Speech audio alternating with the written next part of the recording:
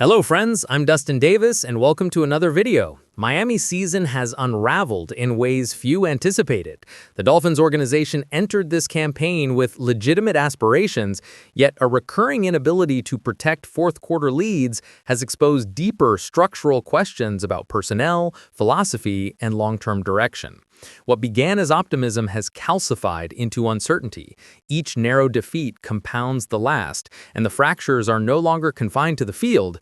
They've migrated into the locker room, into post-game press conferences, and into the calculus of a front office now weighing difficult choices. The franchise stands at an inflection point where present roster decisions will determine whether this becomes a temporary detour or the beginning of a fundamental rebuild. The answers remain unclear, but the urgency is not. Let's check out the latest developments. Before we continue, may I ask for your support? If you like what we're sharing, just take a second to hit that like button. It really helps us. Thank you. Miami's quarterback no longer hides his doubts about the team's capacity to close games. After surrendering yet another fourth-quarter advantage, the signal caller's post-game remarks revealed tension that has been building throughout the season. The Dolphins have developed a troubling habit of relinquishing control in critical moments, and the strain is now visible inside the facility. Miami clawed back from a double-digit fourth-quarter hole and appeared to have secured victory when Tagovailoa connected with Jaylen Waddle on a short scoring strike with under a minute remaining. Yet Justin Herbert evaded Miami's defensive pressure and found lad McConkey for a lengthy gain in the closing seconds, positioning Cameron Dicker for his fifth field goal of the afternoon. Los Angeles completed the comeback, claiming a 29-27 decision on Sunday. Asked to characterize his reaction to the defeat, Tagovailoa offered a word rarely heard from starting quarterbacks mid-season: shocked. He noted the team had discussed repeatedly the necessity of finishing tight contests, emphasizing that breakdowns span all three phases rather than isolating to one unit. He acknowledged his own culpability through turnovers, then questioned how a team with the opportunity to seal a result fails to do so. The quarterback made clear this pattern contradicts everything the organization claims to value. Tagovailoa completed 21 of 32 attempts for 205 yards and one score, but his third interception came on Miami's final possession as frustrated fans at Hard Rock Stadium expressed their displeasure audibly. The quarterback's postgame comments grew more pointed. He questioned whether problems are being identified, whether corrections are being implemented, and if fixes are in place, why the same mistakes continue to surface. He reiterated his responsibility for 3 giveaways, noting such carelessness makes winning nearly impossible. Then he called for universal self-examination across the roster. Tagovailoa mentioned that linebacker Jordan Brooks shared a passage from Scripture in the locker room addressing perseverance through hardship. The quarterback summarized the team's mindset as thankful but unsatisfied, insisting the approach must evolve because the current method is not producing results. Despite an otherwise subdued offensive performance, Jaylen Waddle has provided rare consistency. He has reached the end zone in all 3 games he's appeared in this year. Tagovailoa praised the tight end's instincts and physical presence, explaining that Waller's size makes him easy to locate and that the connection between them mirrors relationships he shares with other pass catchers.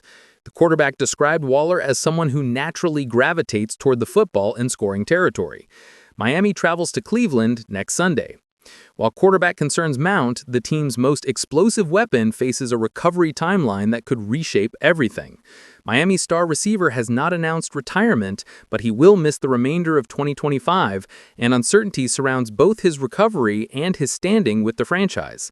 A devastating knee injury sustained 2 weeks ago during a Monday night contest immediately ended Hill's season, and the ramifications of that moment now extend beyond rehabilitation timelines into questions about his contractual future with the Dolphins. The injury took place early in the second half of Miami's September 30th matchup against the New York Jets. With roughly 13 minutes and 30 seconds left in the third quarter, Hill hauled in a 10-yard reception along the right boundary and was driven out of bounds by Malachi Moore, who fell onto Hill's left knee. As Moore rolled clear, Hill's foot bent at an unnatural angle, a visual that immediately raised alarms among everyone watching. Medical staff immobilized Hill's left leg in an air cast while he remained on the turf. His mother walked onto the field and kissed his forehead as players from both squads knelt in support. Hill maintained a positive demeanor, smiling and applauding as he was wheeled off and transported by ambulance to a local hospital. Hill shared a video on Snapchat that was later distributed by Sun Sentinel reporter David Ferrone. In the clip, Hill described himself as fantastic and said he was walking during his home recovery. He credited divine blessing for his progress and acknowledged he had not yet fully processed the injury due to how quickly everything unfolded. He praised the surgical team and the Dolphins' medical staff, as well as his family's support, noting that his rehabilitation journey was just beginning. Physicians diagnosed Hill with a dislocated knee and multiple torn ligaments. He underwent surgery on September 30th and posted the following day that the procedure went great. His agent Drew Rosenhaus confirmed no additional surgeries would be necessary, and Miami placed Hill on injured reserve October 1st. The receiver was released from the hospital October 2nd and reported to the team facility October 3rd to make sure everyone was very motivated, according to head coach Mike McDaniel. Receiver Malik Washington told reporters that seeing Hill upbeat and smiling despite what he had endured was uplifting for the entire roster. Hill has faced injury challenges in recent seasons, including knee surgery after the 2023 campaign and wrist surgery during the most recent offseason. Hill will be unavailable for the rest of the 2025 season and potentially longer, though Rosenhaus indicated Hill is targeting a Week 1 return for the 2026 season, September 13, 2026. Recovery timelines vary. The Mayo Clinic suggests athletes can return in approximately 6 months in certain cases, while Hartford Hospital cites 9 to 10 months. Comparisons include Texans receiver Tank Dell, who is aiming for an 11 to 12-month recovery following a knee dislocation, and Teddy Bridgewater, who required more than 13 months to rejoin an active roster. Hill maintains he plans to play in the NFL again. If he does return, it may not occur in a Miami uniform. His contract includes an opt-out provision after this season, and reports from October 4th suggested Miami could release him before the 2026 league year begins on March 11th. SpotTrack notes that none of the $36 million owed to Hill in 2026 carries full guarantees. NFL Network's Ian Rappaport reported that $11 million plus a $5 million roster bonus would become fully guaranteed only if Hill remains on Miami's roster in March. Hill's projected 2026 cap charge stands near $52 million with a $28.2 million dead cap value. Cutting him early would save Miami approximately $23.7 million in cap space. These considerations are further complicated by off-the-field allegations from his estranged wife Keita Vaccaro, who in documents released October 7th accused Hill of multiple domestic violence incidents, claims his legal team has disputed. The NFL is conducting an investigation. Across the roster, another key piece has caught the attention of contenders sizing up potential deadline deals. Miami exits Week 6 in a precarious position, and attention has turned sharply toward one player who has generated consistent pressure throughout the season. Sunday's defeat to the Chargers carried consequences beyond the final score. It amplified questions about Miami's roster strategy and the potential trade value of its leading edge rusher. That scrutiny now falls squarely on Bradley Chubb as trade discussions gain momentum. Chubb has been Miami's most dependable edge presence this year, registering the sack in 4 of 6 games and applying steady pressure against opposing pass protections. Despite facing an offensive line many consider less talented, his individual performance has only intensified outside interest.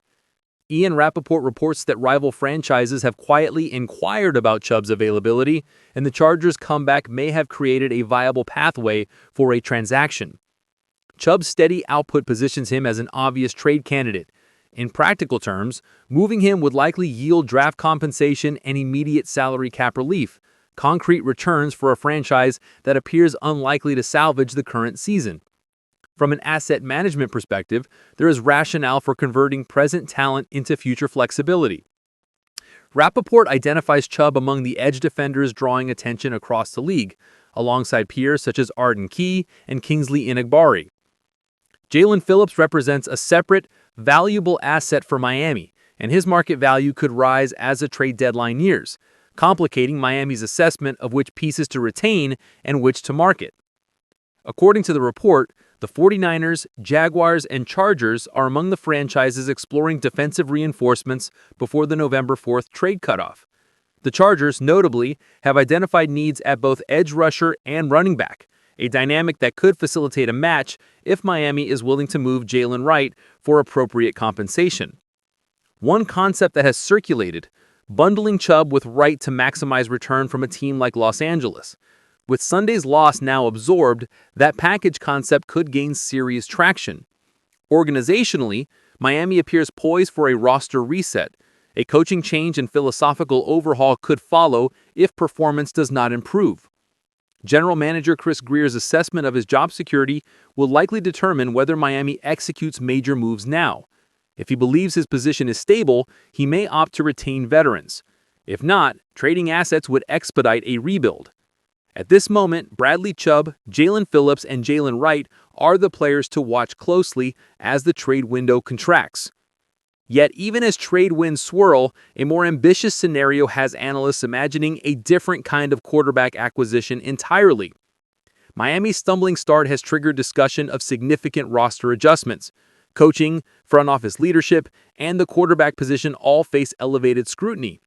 If losses continue to accumulate, the franchise could shift course rapidly, a reality that makes speculative trades for young, high-ceiling talent a reasonable subject of analysis.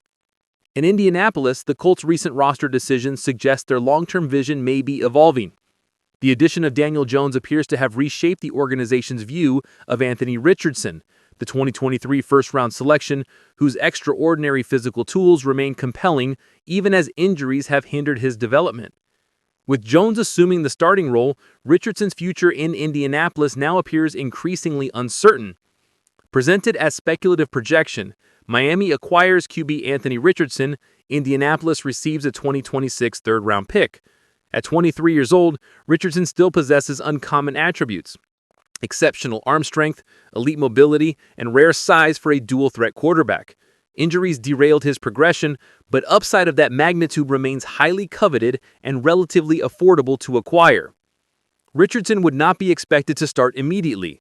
He could develop behind Tua Tagovailoa, absorb the playbook, and mature without immediate pressure. If Tagovailoa performs well and earns a long-term contract, Richardson becomes a valuable trade asset down the line. If Tagovailoa struggles or sustains another injury, Miami would already control a high-upside alternative, a sensible hedge at the league's most critical position. The Colts' decision to sign Daniel Jones signals a preference for more immediate stability. Head coach Shane Steichen, widely respected for quarterback development, appears committed to rehabilitating Jones's career. After Richardson's injury-plagued 2024, Indianapolis may be less inclined to wait and might prefer to recouping draft capital to accelerate roster construction elsewhere. This hypothetical trade illustrates a league-wide pattern. Teams are quicker to pivot at quarterback rather than waiting years for an injured young passer to develop. With job security tied directly to wins, franchises are increasingly pragmatic, willing to convert potential into immediate value or measurable assets. For Miami, acquiring Richardson would serve as both an insurance policy and a speculative investment. For the Colts, trading him could unlock resources and allow complete focus on Jones. The calculation is straightforward. A physically elite passer can either mature into a franchise cornerstone or become a cautionary example if injuries or stagnation continue. Regardless of outcome, such a transaction would rank among the boldest quarterback gambles of the year, the type of move that could reset trajectories for two franchises. Would trading for Anthony Richardson be a smart insurance policy or an unnecessary gamble for Miami? Do you believe Richardson can develop into a franchise quarterback, or are his injury concerns too significant to overlook? If you were running the Dolphins, would you make this move for a third-round pick? Let us know what you do in the comments. Support the channel by leaving a like and subscribing. Stay one step ahead with all the latest on Dolphins. See you in the next one.